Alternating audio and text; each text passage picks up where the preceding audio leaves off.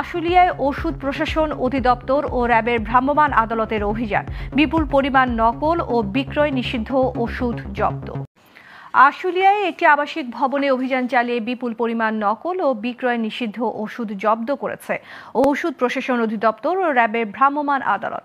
নির্বাহী ম্যাজিস্ট্রেট আবু হাসান জানান, ফার্মেসি ব্যবসার আড়ালে ভবনটির একটি ফ্ল্যাট ভাড়া নিয়ে যৌন উত্তেজক ও ভিটামিন জাতীয় বিভিন্ন ধরনের আয়ুর্বেদিক ও ইউনানি ওষুধের নকল তৈরি করে বিক্রি করে আসছিল শোভা এন্টারপ্রাইজ নামের প্রতিষ্ঠান। গোপন তথ্যের ভিত্তিতে মঙ্গলবার বাইপাইল পশ্চিমপাড়া এলাকার একটি আবাসিক ভবনে অভিযান চালিয়ে বিপুল পরিমাণ নকল ও বিক্রয় নিষিদ্ধ ওষুধ জব্দ করা হয়েছে।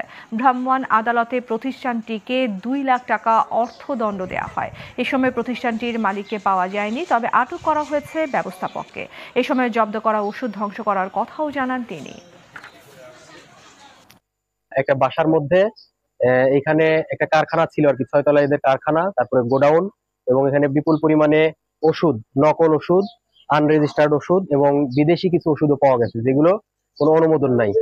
এগুলো মানুষের জন্য ক্ষতিকর এবং আমরা এদেরকে মালিক পলাতক আছে, আমরা ম্যানেজারকে ধরেছি এবং 2 লক্ষ টাকা অর্থদণ্ড করা হয়েছে এবং মালামালগুলো আমরা জব্দ করেছি, এগুলো ধ্বংস করা হবে আর মালিকের বিরুদ্ধে আইনানুগভাবে ব্যবস্থা গ্রহণ করা হবে।